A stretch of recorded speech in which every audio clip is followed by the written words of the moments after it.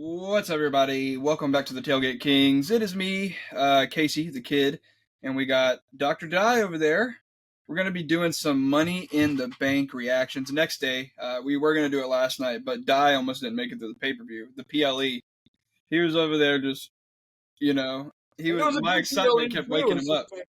It's been a long month of June, dude. Yeah, you've had a pretty long month. July hasn't slowed down either. Yeah, you wouldn't have fared well for the 8-hour WrestleMania days back in the day. Uh, those were treks, man. You know, PLE wouldn't start till like 5 p.m. and sometimes 4 or 5 p.m. and sometimes it would run 8 hours. Hey, look, I can do it if I'm prepared. This week. Yeah, Ah, I feel you. Well, this week was pretty crazy. All the shows leading up to Money in the Bank, and then of course culminating with Money in the Bank, we have Heat Wave. I think that's what it's called tonight for NXT. So I'll probably be watching that pretty soon. But yeah, I mean, the week building up to it, I think didn't disappoint. The only thing that I maybe could have, asked for was a little more drama from outside storylines being involved in some of the matches. We had two matches where there was basically no disqualification, like free reign, anybody can show up, and it was nothing all really kind happened. of free from disqualification in a sense, you know. Right, right.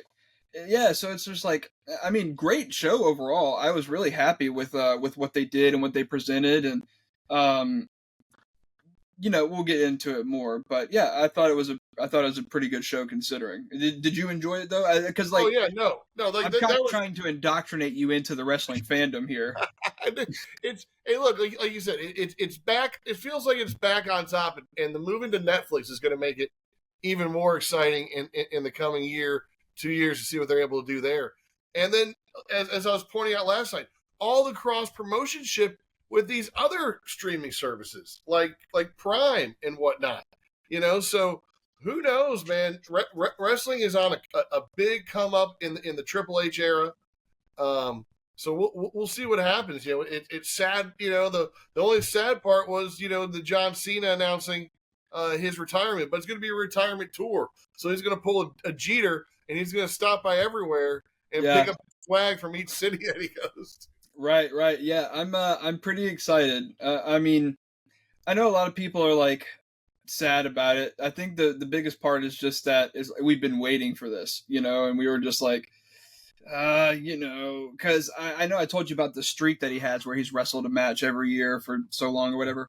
But one of those years he almost didn't make it. He wrestled on the very last SmackDown of the year, and they kind of threw together a match. It was him and Kevin Owens against Roman and I think Jay Uso, because that was like early stages of the Bloodline. That's when Roman was just like coming back and making his reign, no pun intended, as big as it was. But yeah, I think we kind of all saw this coming with John, with him like stepping away. Really happy that he is doing like a farewell tour type of Right, thing.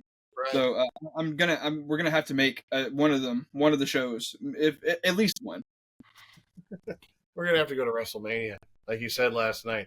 That's gonna be after trip. We're gonna have to figure out how we finance it, what we do. Yeah, But yeah, it looks like WrestleMania in Vegas might be one of them. We'll have to see, man. I mean, there's a lot of interesting cards coming up based on last night. Even like you said, as non DQ'd as some of the storylines didn't fall through, there was still, I think, like a lot that happened behind the scenes. A lot of like small little things. Like it's weird. This was a super entertaining PLE that didn't really go anywhere. You know what yeah, I mean? yeah. But it did in some weird way. It did more like probably in a SmackDown Raw kind of way. You know what I Yeah, mean? I think it's and I'll touch onto it more as we get into the matches, but I think that this was a true first testament of people really starting to discover that Triple H and his regime are really into long-term booking and long-term storytelling. A lot of what we saw in the Vince era was like pay it off within the first 2 to 3 months, and it's like, while that is cool, it's really derivative of the old territory days, right?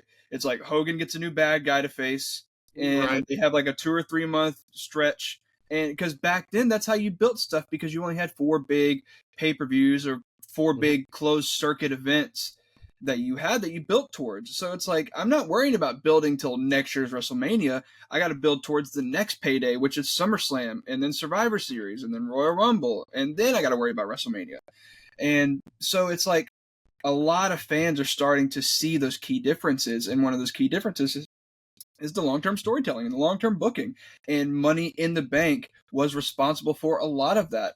I think that as a wrestling fan last night, I had to sit back and reevaluate my fandom and more digest it as when certain things that I expected to happen or maybe even wanted to happen didn't happen.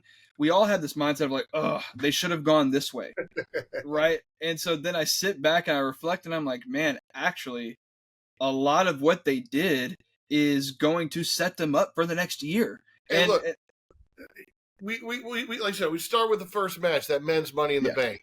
Like I said, we'll go ahead and start there, because like we can't keep going without talking about these matches any further, really, because we got to get to the post Money in the Bank. We got to even get to the press conference in some ways to talk about all that stuff. All right, I'll quit yapping. So we got the context here. Money in the Bank, baby. First match, you got Jey Uso, you got LA Knight, you got Chad Gable, you got Drew McIntyre. I mean, who do I keep forgetting? Andrade. Who it feels like in some ways, you said last night, the WWE is kind of forgotten too. It's like, we just need to plug somebody in there. Who do we plug in? Andrade. Yeah. A lot of his stuff hasn't really made sense since he got back, and it would be cool if they would have capitalized on some of that, but nothing yet. But yeah, I don't know about you, but going in, I really felt like the winners for this had to either be Jay, LA Knight, or even Chad Gable. I feel like one of those three. I had Jay and LA Knight, and I had them for different reasons, obviously. Both of them, their stories both go, but it felt really, I thought, like Jay. I thought Jay was going to get it to bring some, because he's on his own right now, Yeah. So. You're right, and that's kind of been the from what I've seen over the last, we'll say, 18 hours, is that the consensus on the internet is like, man, when are they just going to pull the trigger on this guy? Like, when are they going to do something, or like give him some sort of singles accolade? Because he's been arguably the number one babyface on Raw for a year and a half, however long it's been, and has missed out on singles titles opportunity. Royal Rumble came and went.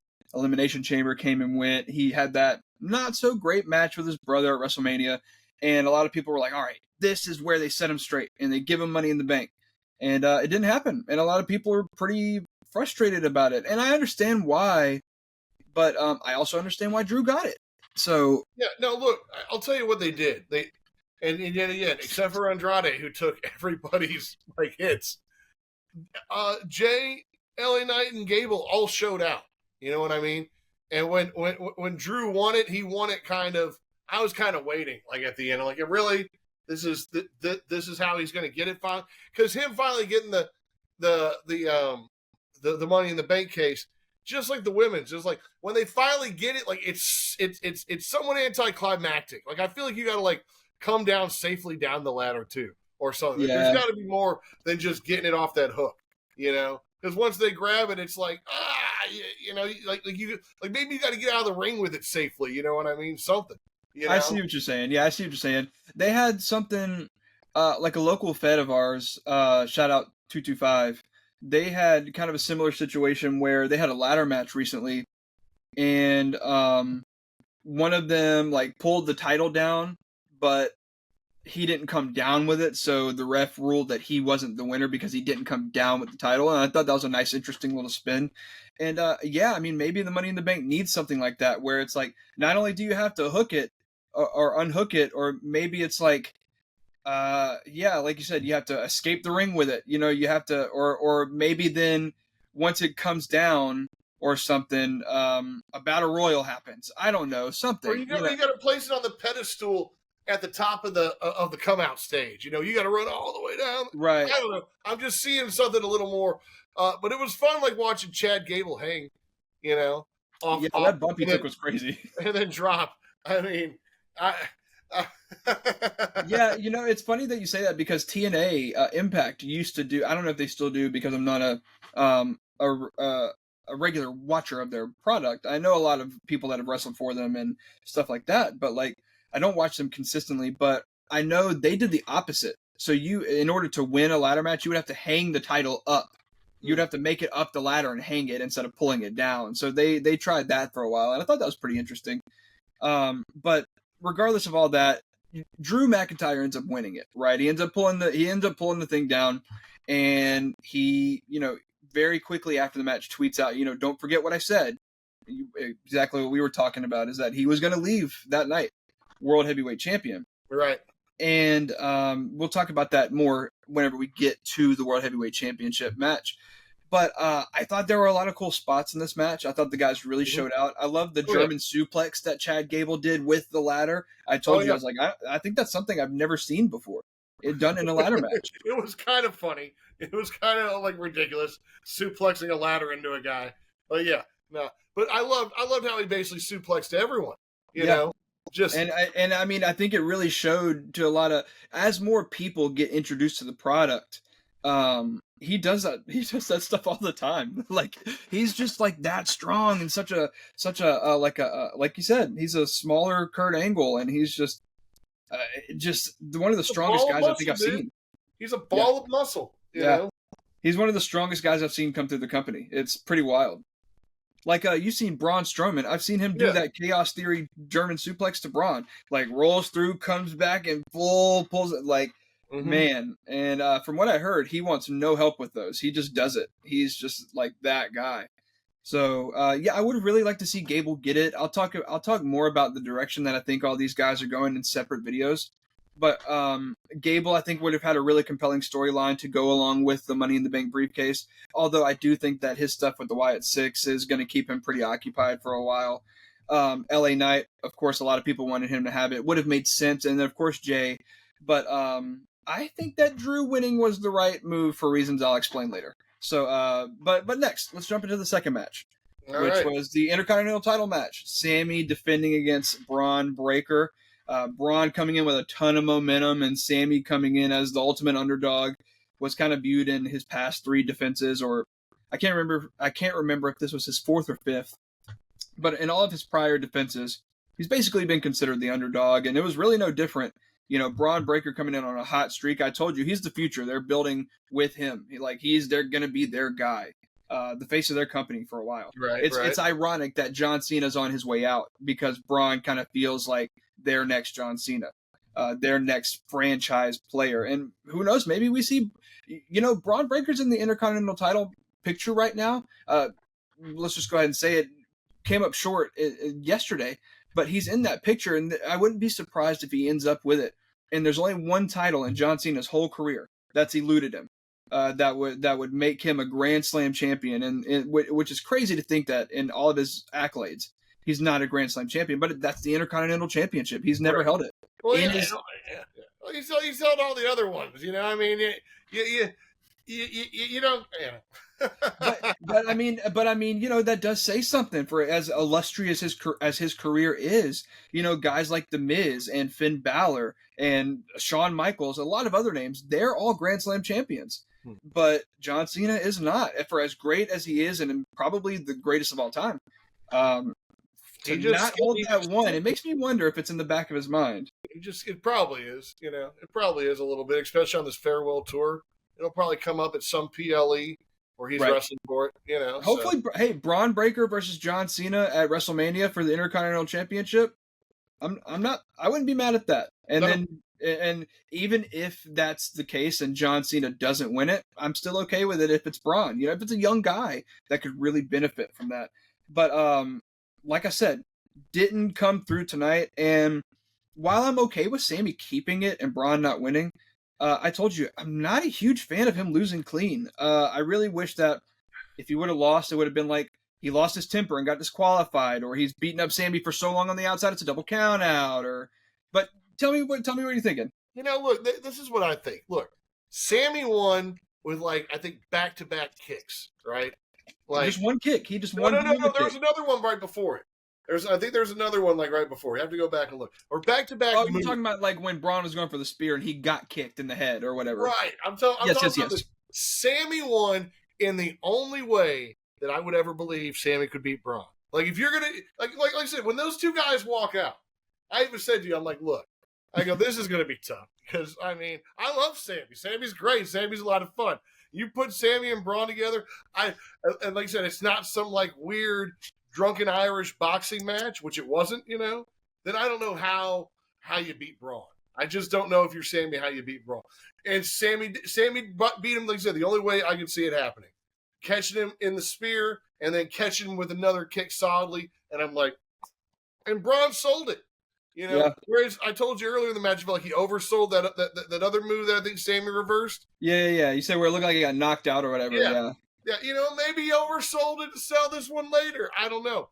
But that was a great sell on Braun's part, and the only way I could believe, because otherwise it's like, yeah, like you said, it's a DQ, it's something. But this was the only way. If you're going to have Sammy beat Braun and make it believable, that's all I'm saying. Hey, I actually don't hate that. Now that you say that, it kind of puts a new perspective that, maybe I didn't see before. I mean, that doesn't make sense. I mean, it doesn't matter how big you are. You get kicked in the head, it's gonna knock you loopy. It puts. I think it puts respect on Sammy that like as you said, it's been some weird title defenses so far. People kind of felt like he just got the title in some ways. I don't know how much this was a real defense. Yeah. I mean, he was getting beat by Braun pretty bad. I mean, and like I said, if we're gonna mark out, the only way. That's it. I get it. I don't hate that. I don't hate that shot. I wonder what happens next though, because this doesn't feel like, based on his reaction after the match, this doesn't feel like Braun is done with Sammy. No. And I don't think. I think Braun is more.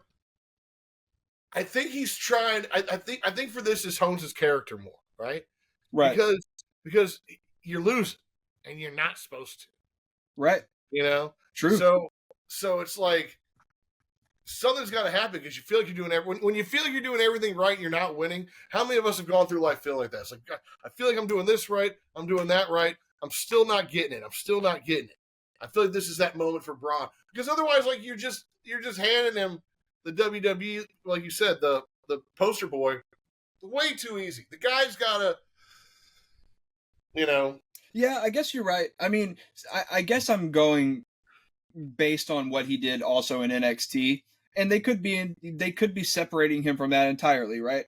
That could be like his that could just be his backstory, and now like all that doesn't matter, And so, I don't think it matters probably the most. And now I wonder what's next, because we know that, like I told you, I expected Kaiser or Sheamus to maybe get involved, or maybe both, or maybe because there's been like that little. They've all been butting heads, and so I wonder if maybe that's what's next. Maybe a fatal 4-way, and Braun can win it there, and something could happen, or even if it's not Braun, Kaiser or Sheamus, both would be great Intercontinental champions. And we talk about John Cena only needing that title to be Grand Slam. Sheamus is the same. Sheamus has never won that, and he's one of the all-time greats in this business. Right. And you talk about another guy who had a meteoric rise as a rookie. Sheamus was in the WWE title picture, I think, like 6 or 7 or 8 months into his rookie year.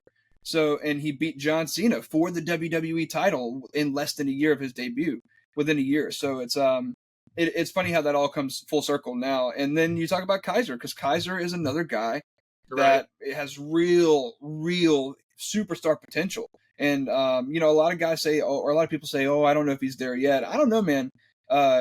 Kaiser and Gunther came up in the scene together in the UK and, or in Europe. And now I think they're both probably two of the best on Raw. So, any one of those four could win the title and be realistic. Let's play this game for you then, Casey. If Cena is going to be, if he's going to be Intercontinental Champion before he retires, who's he taking it off of? Man, that's tough. I mean, because when we talk about Cena's WrestleMania match, right? Because it It's could not his last match necessarily. It's just who's he taking it off of. Like let's say he wins in a month. Now it would still probably be Sammy in a month, right? Right. But who's he taking it off of in 2 months or in 3 months? Like if there's a fatal 4-way match in a month and Kaiser comes out of there with it or something, like who's Cena taking it from? Because he's going to lose it obviously before he leaves, right? So he can lose it to Braun or something, at WrestleMania. Yeah. But who's he taking it from? Man, that's tough. If you ask me who he's taking it from, with everyone involved in the picture right now, I'd have to probably say Kaiser, right? Because Kaiser would be the guy that I think would when I look at the other three, right, it wouldn't make sense, I don't feel, for Cena to really take it off of Sheamus unless you're doing the whole Grand Slam champion hands it off to another Grand Slam champion, two of the all-time greats going for it. I guess that could be a cool storyline. I wouldn't want him to take it off of Breaker. I would want Breaker to take it off of him. I would want the adverse of that. Right. Him taking it off of Sammy, I don't really see how that benefits either of them. So I wouldn't. Yeah, I mean, they do have history. From somebody else first, Right, exactly. And then whose story does it make sense to intertwine with Cena? So exactly. So when I look at it like that, I probably would say Kaiser. And maybe Kaiser wins it, and then he and Sheamus have like a feud with it, and Sheamus maybe takes it from him, and then Cena can take it from Sheamus, or Cena can just take it from Kaiser, whatever, and then we all roads work to Braun taking it from Cena. That's probably how I would like to see it, honestly. All right. Well, I mean, I don't mean to get too far into like your prediction show for later, but I just no. I was just thinking that like who's Cena taking off of if Cena's going to take it. So, yeah. Yeah, so let's move on to the the World Heavyweight title match. Damian Priest, Seth Rollins. If Damian Priest loses, he's out of the Judgment Day. Not only does he lose his title, but he's out. And if Seth loses, he can never challenge for the title as long as Damian Priest is champion. Mm-hmm. So, I mean, I think a lot of people, we talked about this before. I kind of felt like they were positioning this to where there was no doubt in my mind that Seth was going to win and walk away with the title. And then we were going to get Seth and Gunther at SummerSlam, which would have made sense. I don't think anybody would have complained, especially with how critical people have been of Damian's reign so far. Right. And like I told you, he's won his past defenses, but with help that he didn't want. And now you see the tension between him and Finn. So I just wouldn't have been terribly surprised if Seth would have taken it off, and then we got Finn and Damian at SummerSlam. So I don't know. I think that they're doing a great job. And you saw this with Roman Reigns, right? Because you're seeing it now. Roman was such a huge heel and was so massive in his role that's what people were begging for, right? People were begging to see. They booed him as a babyface because the whole Hulk Hogan, John Cena shtick had worn out. Hulk Hogan eventually went dark. He went to the dark side, and that saved his career. And they wanted Roman to do the same.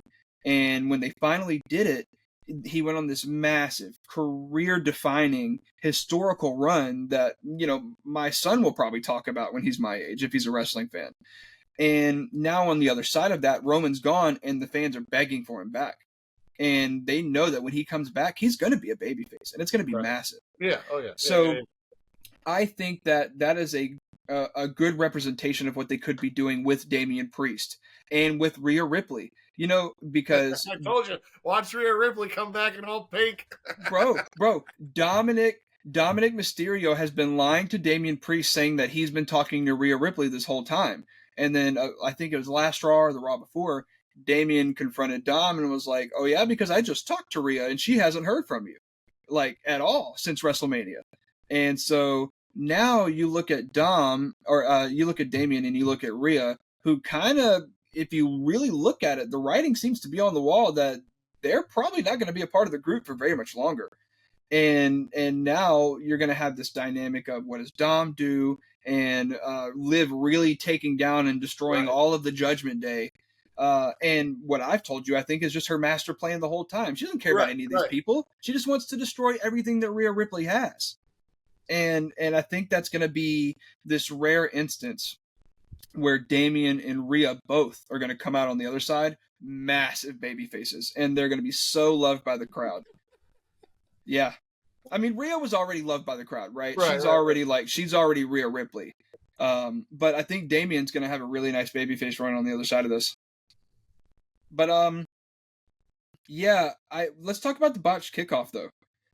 Let's talk about, you might have been okay. Here, you say it's botched, but if it was, I'm thinking, right? If he'd hit it, Rollins wins. Okay, yeah. Then McIntyre comes in and challenges, and there is no fatal 3-way because Damian Priest is out, so there is no screw over to Rollins on that. So I'm 100% with you that it would have completely altered things, but it doesn't matter. You count it anyways. You don't stop if the wrestler doesn't kick out. You pivot. That's the whole rule of the business, or that's one rule of the business is, as the referee, if the wrestler does not kick out, it is I've reffed a few matches and I've talked to some pretty esteemed like officials in their companies or whatever, and that's number one rule as an official. You count the count. It doesn't matter if they forget to kick out. That's on the wrestler. And now it's on them in the back to pivot and figure out what exactly to do. So I know it would have altered plans and it would have changed things. I'm saying it would have. But then at that point, Rollins would be WWE champ right now. And at that point, you don't let Drew cash in yet. Honestly. No. Oh, I mean, I guess. I mean, you could and still have Punk cost him. I mean, yeah, I guess they just stopped Drew from running down in the first place or something. Yeah, I mean, that really raises a what if. It's like a multiverse, right? What if you don't get word to Drew fast? What? What if you don't get word to Drew fast enough? You know? I mean, maybe you in that instance, I would probably like still let Drew come out, still cue his music. And then I would probably have a bunch of officials go and interrupt him. And in that, like, where he's trying to push through the officials, they can inform him, like, hey, look, we're not doing it. We're not doing the cash in.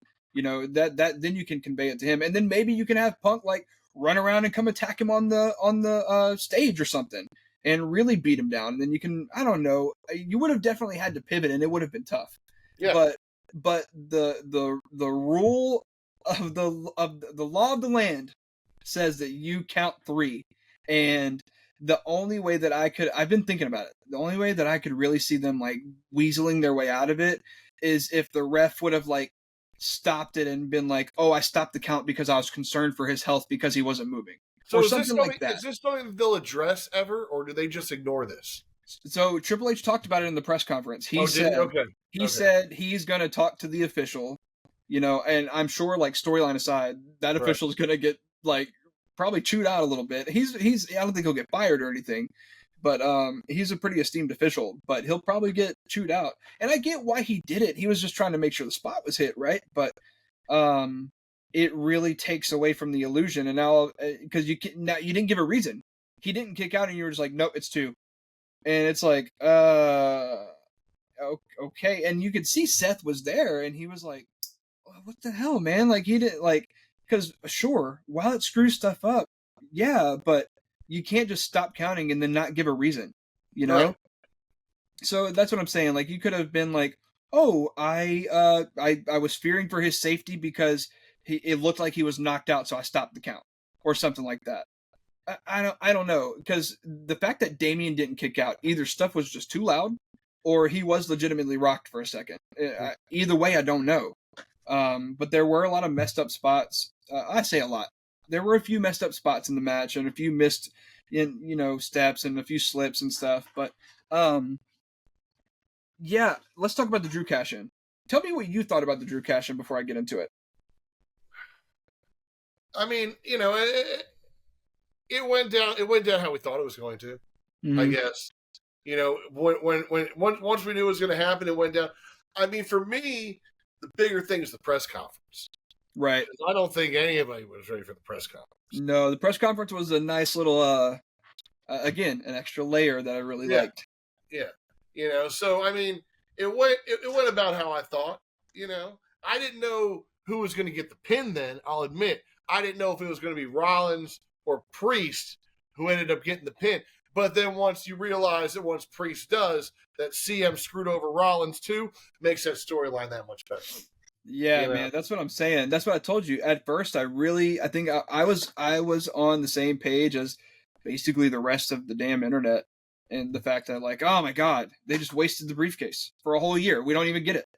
And I told you, I sat back and I thought about it for a second, and then I slept on it overnight, and I've completely flipped. I've completely 180'd on that opinion.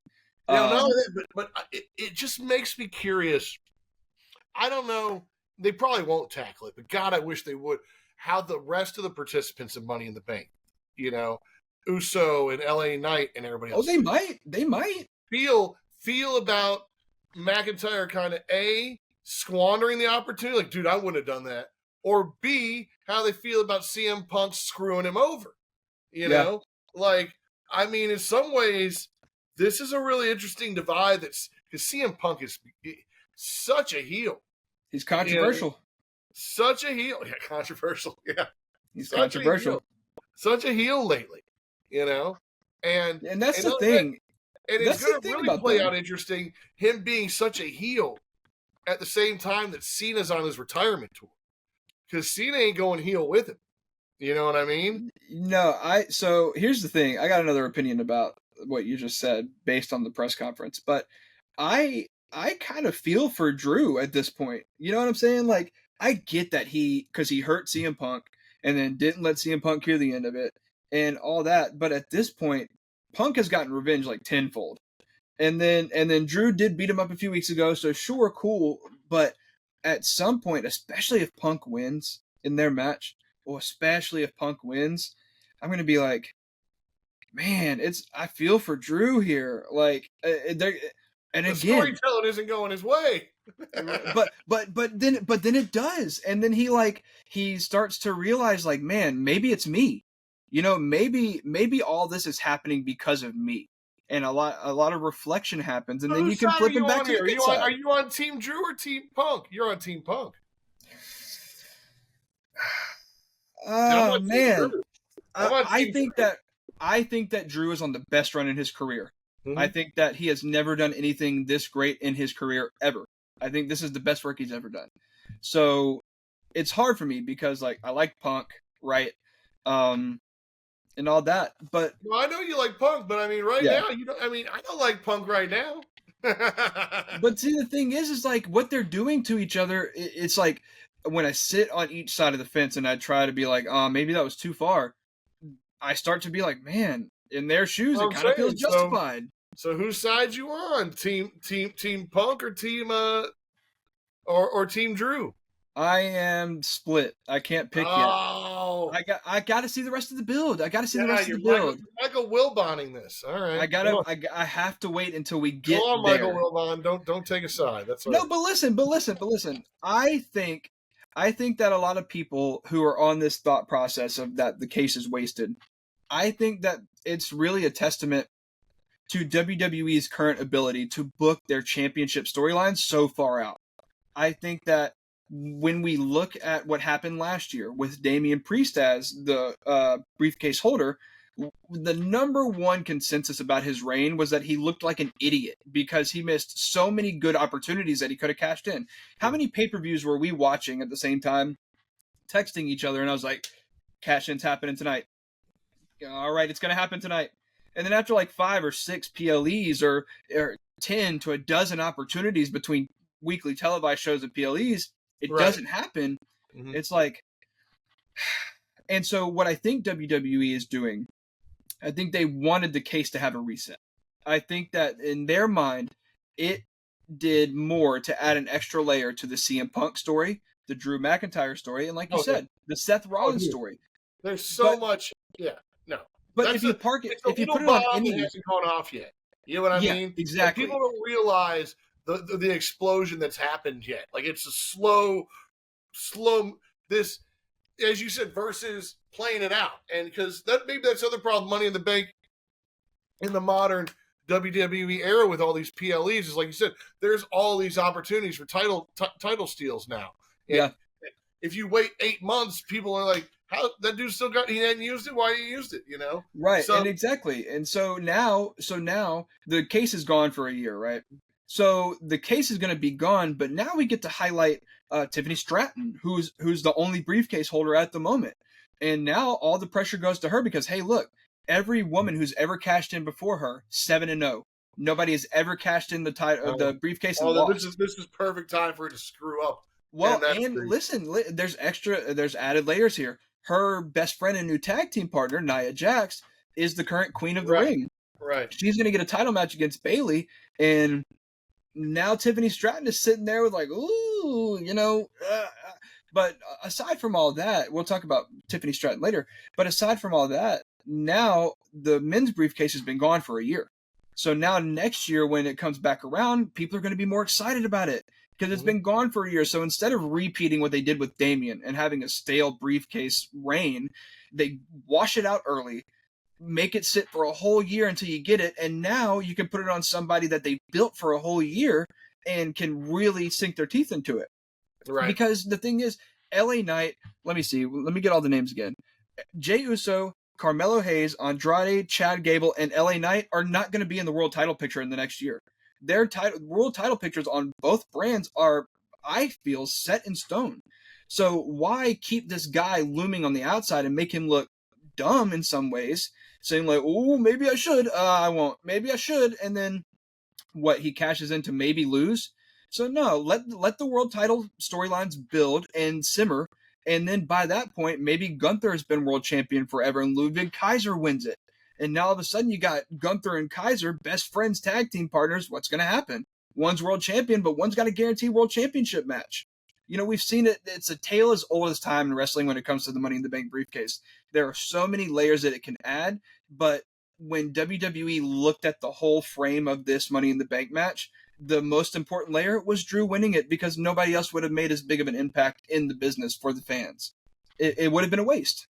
No. This, like you said, this is huge powder keg now. It already was, but now you add Seth Rollins into this too. Woo, yeah, buddy.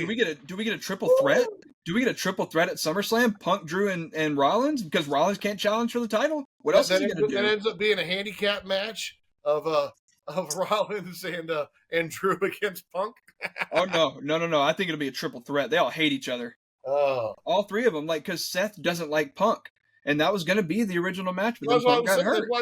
Like maybe Seth and Drew kind of like put like, look, we're going to tear Punk in half first, and then we'll wrestle. Yeah, maybe so. I mean, in a triple threat setting, you could always do that, right? You could always just take somebody out for the first 10 minutes. That's what I'm saying. It's a handicap match, but it's still a triple threat. Yeah, but I don't want to take away from Drew and Punk of the singles match, though. I still want them to have their proper shine. If you can push this feud till WrestleMania, I think maybe a triple threat at SummerSlam is a cool idea. But WrestleMania being 7 months away, I would hate for the storyline to get stale when it's so red hot right now. Oh, you know what I mean? Yeah. No, but, when's that Bad Blood coming up? And then October or something? Bad Blood's in October. I mean, this feels like a Bad Blood kind of match. You could have their first. You could have like the triple threat now. You could have them get a match at Bad Blood, and maybe you can have Punk win there or whatever, just for the time being. Royal Rumble, they can have a thing again, and then they wrestle at WrestleMania, and then Drew can win. Because I think Drew should win this feud ultimately. I think this should be his feud to win. I don't think Punk needs it to win, but I think it would be elevating for Drew. I'm curious what Punk's story is right now, because I feel like Punk's story is getting beaten to a purple smudge by a couple guys. Like, I don't know who's on Punk's side right now. I guess in the industry, a lot of people. That's what I'm saying. I don't know who Punk's friends are in the industry right now. Well, and you even heard it in the press conference after with Wade Barrett being on the panel. Wade Barrett almost refused to say CM Punk's name and was like, "Oh no, this piece of crap," basically. And he had to tell the other people, Big E and I forget the hostess's name on the panel, but he basically had to tell them look, do not ask me another question about this man because I will not speak about him. That's what I'm saying. I'm leaving it at that.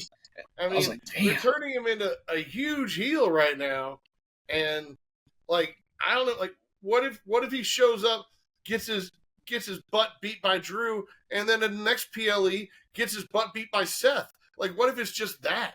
What if it's just constant pain? He's the anti-hero, bro. He only cares about himself, and he doesn't care about the carnage it leaves behind. Good or bad, he doesn't care. So you're gonna rub a lot of the bad guys the wrong way because you're showing them up, and you're gonna rub a lot of the good guys the wrong way because your actions are directly affecting them, a la Seth right now. That's what I'm wondering. I just wonder, like, how he doesn't lose like his next 4 matches, or if he wins. I just don't. Like you said, you don't have. Yeah. You said Drew has to win the Ultimate Feud with him. So I just don't. I'm trying to figure out the upside for Punk. Like, what's the upside here? Because I feel like he has to lose 2 or 3 matches at this point. Maybe he doesn't. I don't know. Maybe, but then he just becomes even more of a heel. Like if he comes out of the triple threat as the winner of the triple threat against him, Rollins, and McIntyre or something like that. I mean, I think if they had a triple threat, I would probably say that. Oh man, it would be Punk or Seth. I don't think Drew would win it. No, it would be Drew. Probably. I would put my money on Seth. But but if Punk walked out of there, I wouldn't be surprised. Probably be some shenanigans for him to walk out of there with it. Right. I just wonder where Seth goes next, especially if he can't go to the world title.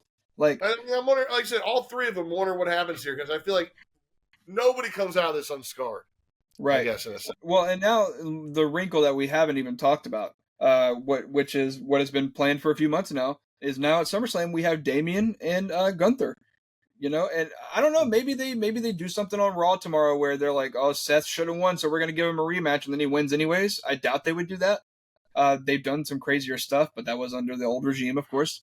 But Gunther versus Damian for the world title, I don't know, man. I find it hard to see Damian beating Gunther.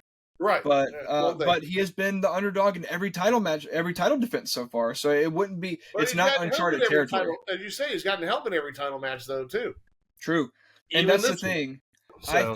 I think that Gunther, if this is the match that's going to happen, I'm going to go ahead and give my prediction now. Early, I don't really care, but I see Judgment Day coming down to help again. And when Damian kind of loses his cool, because he's lost his cool on Finn a few times, and Finn hasn't snapped, hasn't hit back. But I feel like they're going to come down to help, and Damian's probably going to push Finn away, and something's going to happen, and they basically cost him the match and the championship. And then that way Gunther can take it, and Damian doesn't look weak losing, and then we can really push towards Damian and Finn. Hopefully they really just beat the absolute crap out of him, and he's gone for like 3 months. I think that would be great if he could stay gone until like the Rumble, and then come back at the Rumble. Give him some good time off.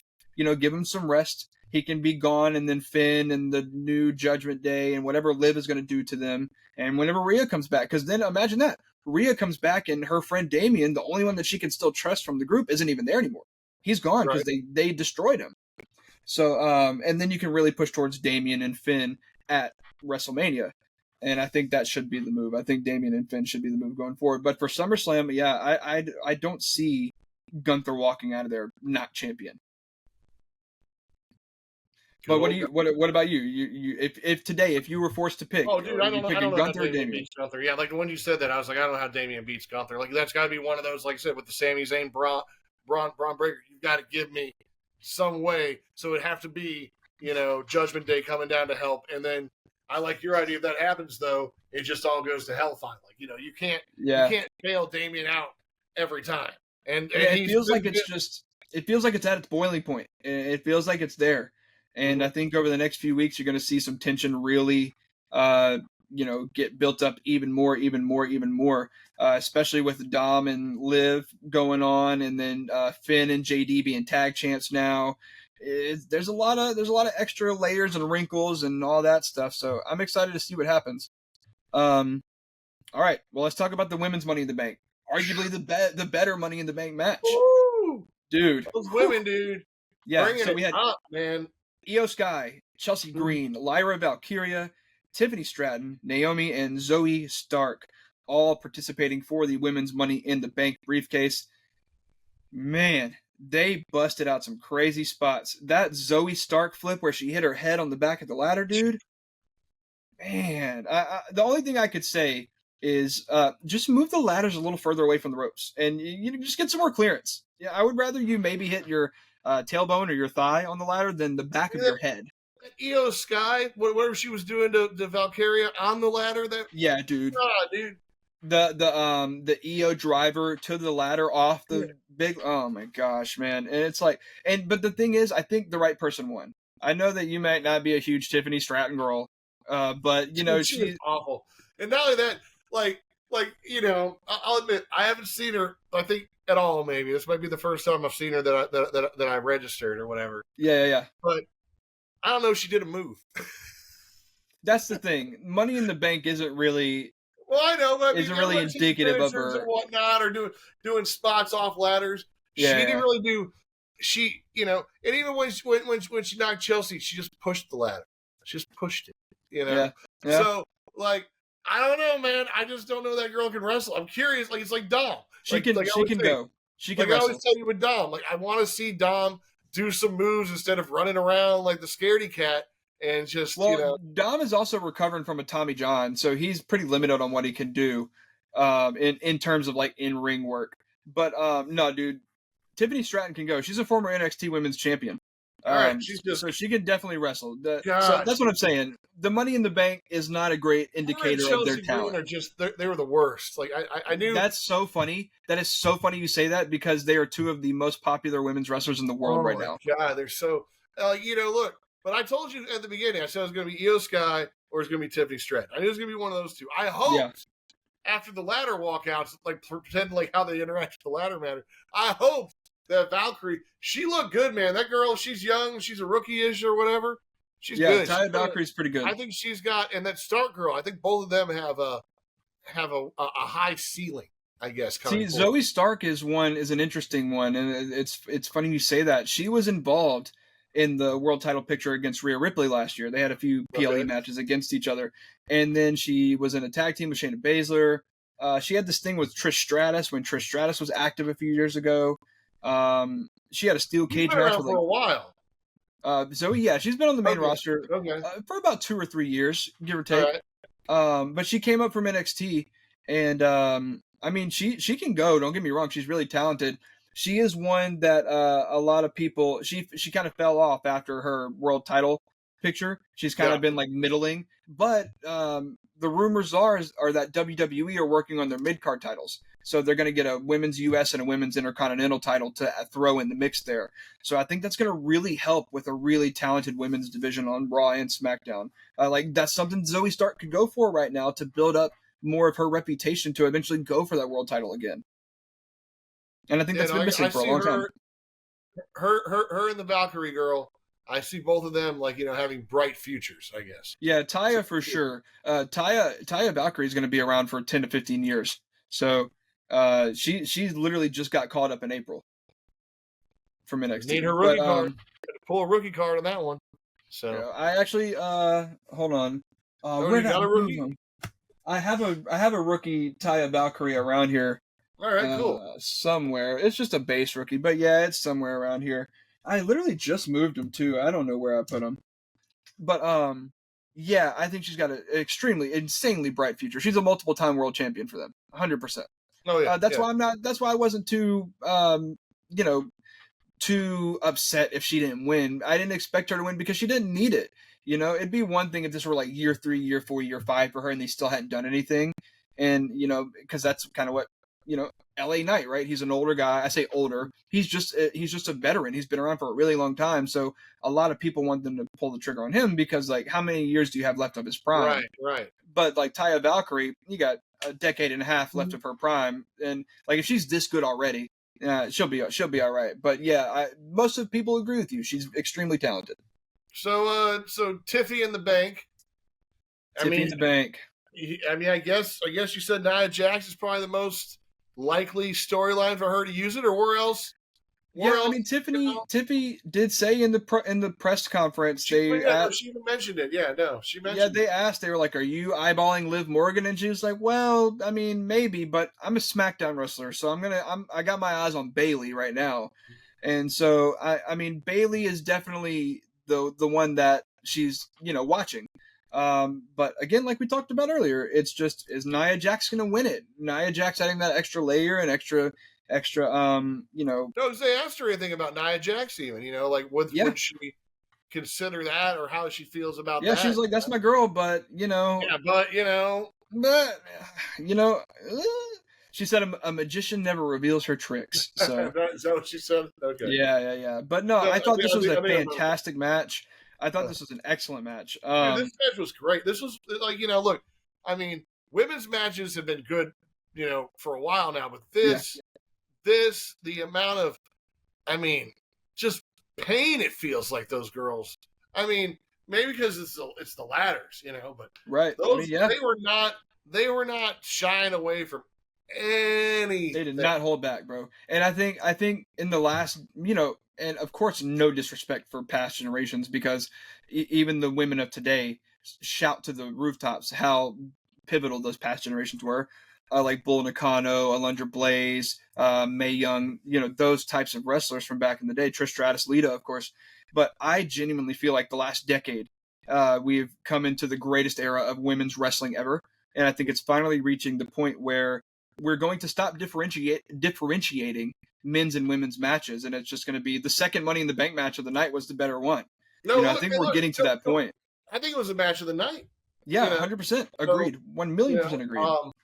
And we go to talk about men and women. The Zicky Dice Outlandish Paradise that we were at. Hey, shout out to Zicky. Yeah. They did intergender,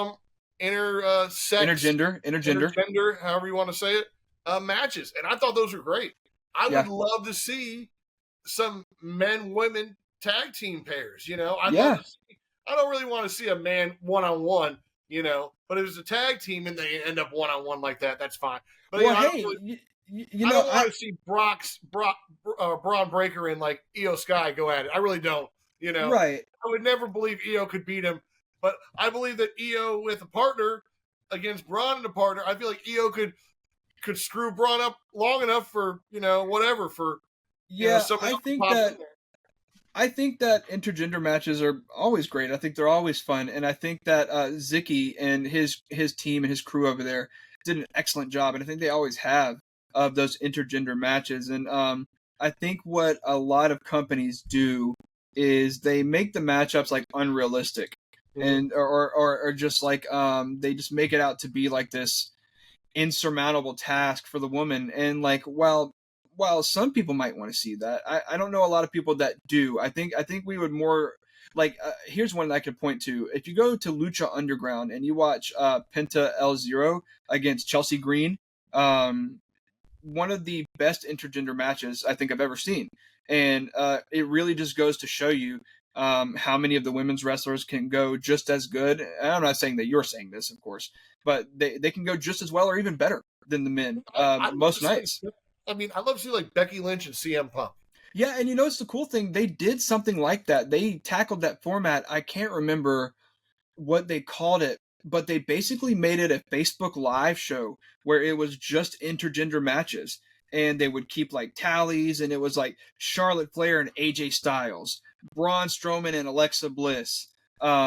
It was stuff like that, and they gave them like custom team names, and they made merch for them, and I really, really, really loved it. I have been a big fan of the idea of a mixed tag team title, like if that's what you can do. Like right now they have Speed, which is like their Twitter or X exclusive show where the matches are 3 minutes or less, guaranteed. Okay. And I think they film it either before or after Raw or SmackDown. And I wouldn't be opposed if they brought back the mixed tag team matches in that format, and whatever. Even just put if you did a tournament once a year, and then they could compete for a trophy. PLE, Battle of the Sexes PLE. Something like that, right. And it's the only time we did weight classes. So, it's like, look, the men and women wrestlers are somewhat close to the same weight. I'm not even too concerned with like the weight class idea. I just think that I think that it would be a good idea to separate it in terms of like levels of greatness between the teams. Like if Charlotte and AJ Styles get matched up as a team, they are obviously more established than Tyra Valkyrie and even though he's great, let's say Braun Breaker. You tag Taya and Braun together, they're not nearly as established as these two, so they would be in like separate brackets. So then you could mix it up, and like, sure, Taya and Braun might be a lower seed because of their experience, but like they could upset a 1 or 2 seed. It's something like that. I wouldn't mind seeing that, I mean, especially around like tournament time during bring them NCAA into and all that. Netflix. Who knows? Maybe they'll be able to. I don't know. Maybe they'll make their own show, like a separate show, like a miniseries. I think they should call us. All right, let's go to the last match, main event of the night. We got Cody Rhodes, Randy Orton, and Kevin Owens against the Bloodline. This iteration, of course, being Tribal Chief, Solo Sikoa, Jacob Fatu, and it was Tama Tonga with Tongaloa sitting on the sidelines for a while at least. Right. Look, man, this match ended up being basically exactly what we thought it was going to be. I told you going in that the Bloodline had to win. I think that was pretty much the consensus for most people, is that Bloodline needed this win more than Cody, Kevin, or Randy did. But what were your thoughts? Well, I mean, I think my biggest takeaway was I hope the ref's okay. Yeah, man, he got squished for real. It seemed like this was the one time like the ref was taking spots worse than any of the wrestlers were. Right? Yeah. I mean, and I don't know. I mean, I'm sure they're used to doing it, or some of them are probably former wrestlers themselves or something. So I'm hoping, but man, that ref looked like he got messed up a little bit for real. Yeah, especially that last one where he got sandwiched between the ring post and the stairs, and that one looked like his head kind of went a little too forward. I was a little worried about that one. But no, otherwise, no. It went, I'm always mixed on these tag team matches. Yeah. Because I never know what the rules are. Like the good guys always seem to try to stay in their spot and reach as far as they can. And the bad guys sometimes don't care. But then sometimes the good guys don't care. So I don't know. Like that's the whole dynamic of a tag match, right? The good guys try to stick to the rules, and the bad guys don't. So when the good guys start seeing the bad guys there's no repercussions for them breaking the rules, the good guys are like, well, maybe I can like reach my hand in a little bit more. And the rest like, you're a good guy. Don't break the rules. Right. And they're like, well, the bad guys are breaking the rules. And the rest like, yeah, well, I didn't see them break the rules, though. I saw you do it. It's just, but I feel like that's just gotten stale for me, because that's been the, since I watch, since like back in the Hulk Hogan Macho Man tag team days, against the Towers of Power, I think, so I just feel like you got to do something to change up tag team matches because. Yeah, I mean, like I told you before, I think why you probably feel that way is what a lot of us feared going in, is this didn't feel like a, ooh, tag me in type of tag match. This felt like this needed to be chaos. And it felt like, and it eventually broke down to that. It broke into chaos. It took a little too long to get to chaos. Yeah. And then, maybe because you were selling me on the Orton story, that I was waiting for something between him and Cody, to pop off. And maybe that was a little anticlimactic because I saw it with you. Like I said, I saw it throughout, the animosity kind of building there. Right. But it seemed like last night, there wasn't any animosity at all between them, really. Well, there was one moment. There was one moment where Owens tagged in Rhodes, and then when Rhodes went back to the corner, he chose to tag Kevin back in instead of tagging Randy, and Randy was like, and So I mean, I don't know. Maybe that's a big thing. That feels kind of minor. That feels like, look, KO. We know how much you hate the Bloodline. You go get your fill. You go get your fill, boy. Well, and that's the thing. That's what's beautiful that you recognize that. Is because that's what Cody was thinking. But when Randy finally turns, it doesn't matter what Cody was thinking. No, that's true. Randy saw it this way. That's true. Yeah, every villain is that little moment, but at the same time, I mean, God. Hey, every villain is the hero of their own story. So in Randy's mind, he's probably going to be justified for like you think you could just parade around here and be the world champion while I'm still here, and you don't even tag me in when we're partners. Like, you don't even know Kevin like that. You've known blah, blah, blah. Stuff like that. But no, I honestly think that this was the right result. I think that Solo pinning Cody was the right thing to do. And I think that now they should have a world title match at SummerSlam. I think that should be the match. I don't think Solo should win. And Cody in a world title match? Yeah, I don't think Solo should win.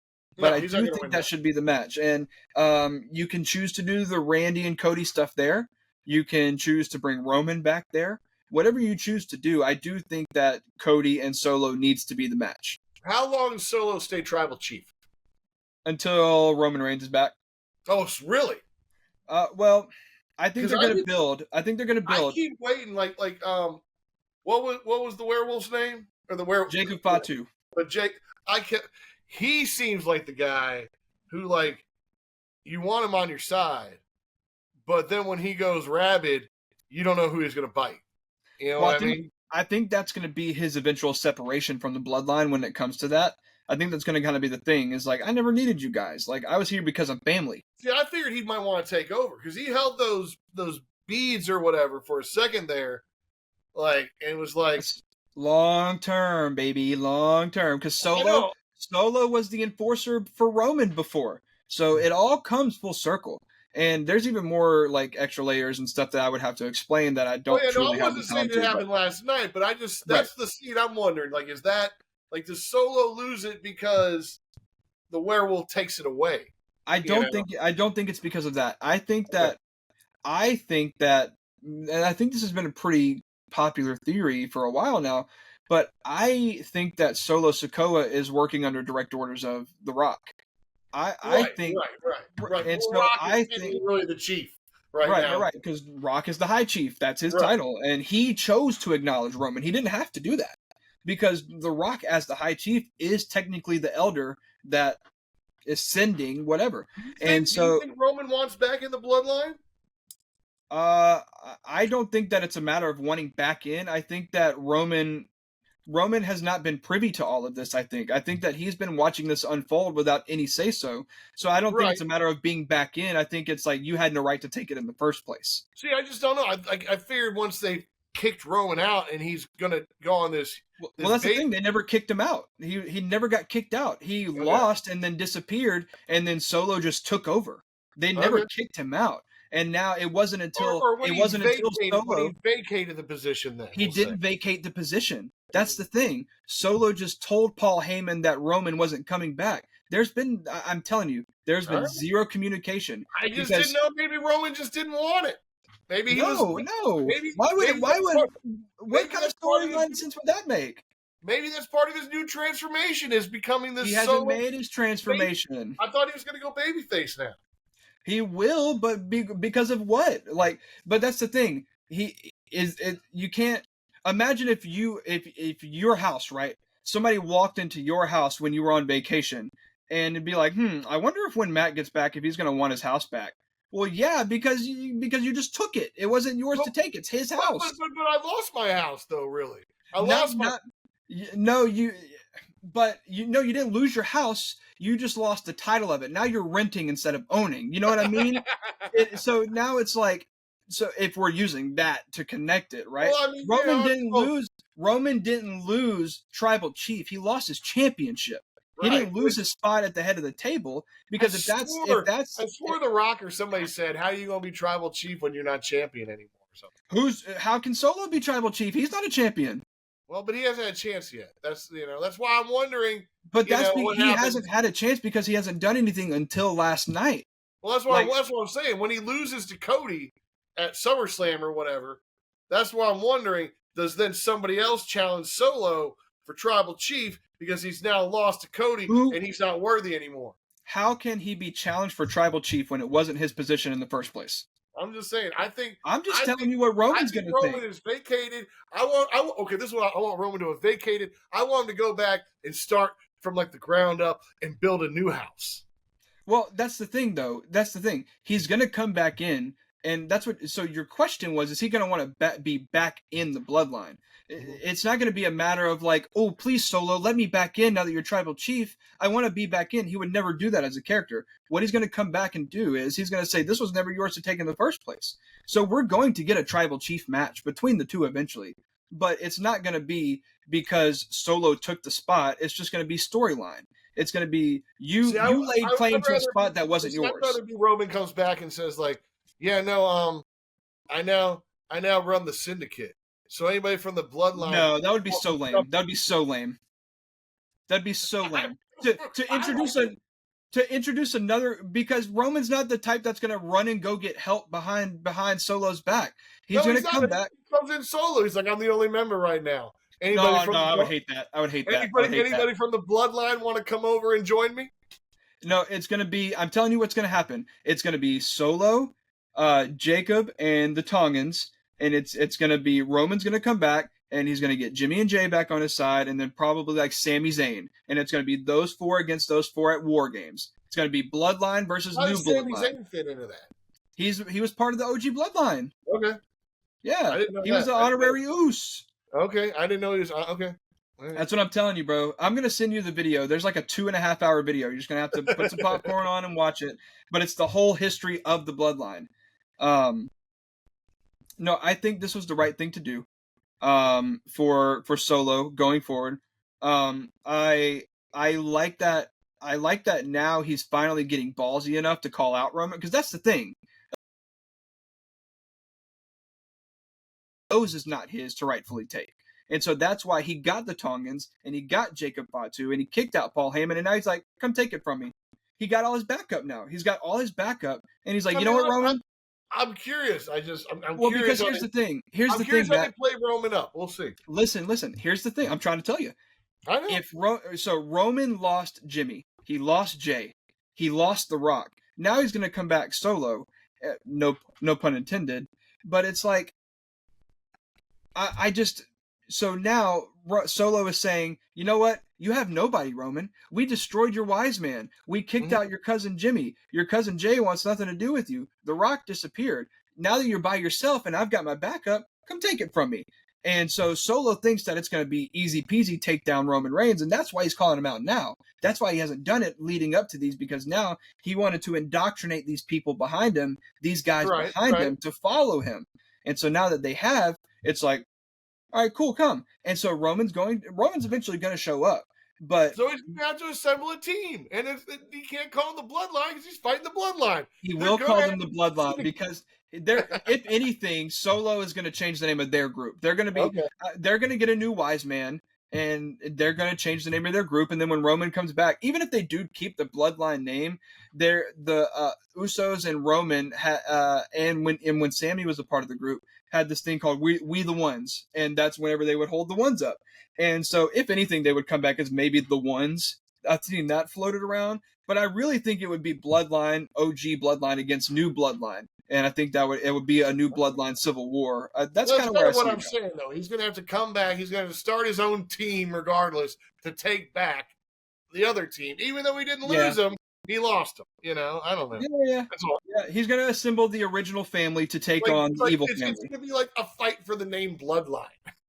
Imagine the Avengers, right? Having Avengers Tower, and then a new set of superheroes or a new set of like anti-heroes who are really villains, but trying to be like, well, I'm just doing this for the greater good, for my family. They come in and take over. The Avengers are going to eventually come back. It's not a new team. It's still the Avengers. They're just coming back after being separated for a while. They're coming back as a family. So that's how I see it going. So, and then now you find out down the road that The Rock has really been pulling the strings behind the scenes. And now you can do Roman, Cody, and Rock in a triple threat at WrestleMania next year for the title. There you go. Puppet Master. The Puppet Master. I'm just saying, it all writes itself.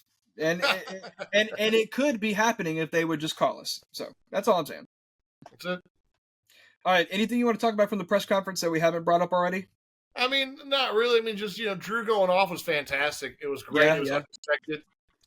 Drew throwing that elbow back at Adam Pearce, and Adam Pearce, turning him around and being like, hey, dude, it's me. That was pretty great. I love that.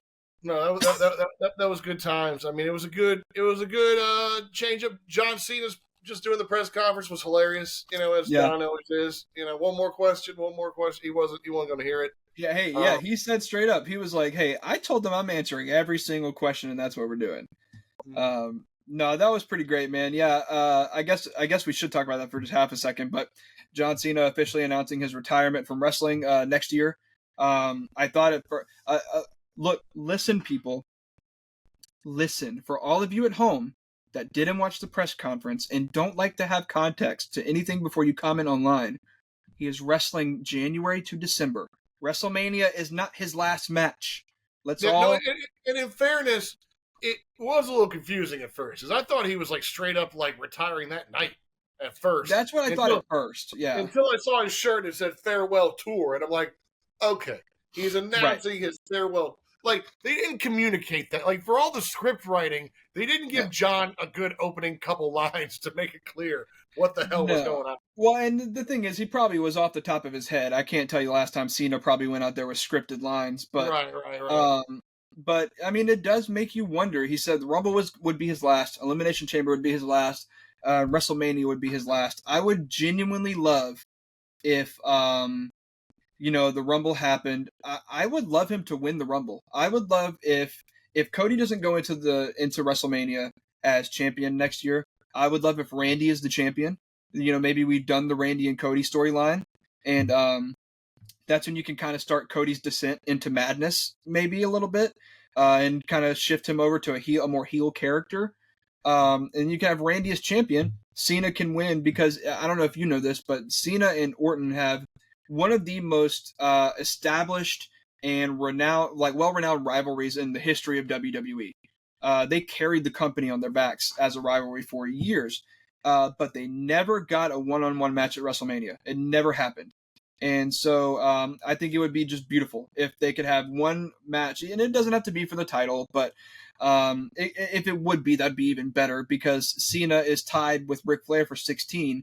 So what better way for him to go out than to beat Randy at WrestleMania and then go on to lose the title later on in the year? I would love to see him and CM Punk at Money in the Bank. Their match and their segment from Money in the Bank 2012 kind of made that event as popular and as famous as it is. And I mean, there's a lot of guys. Grayson Waller, Braun Breaker, Austin Theory again. Tons of young guys that I would love to see him go up against. So sad to hear that he's retiring, but probably something that we've known was in the works for a really long time. And again, sad to hear it, but it had to happen, and I'm excited to see what he does on his tour. Oh, looks like I lost Matt. I was wondering. He was just letting me talk a lot. Well, I guess I can just wrap it up from here, right? You can see more of my background now. But Money in the Bank was great. Genuinely can't wait to see what happens for SummerSlam.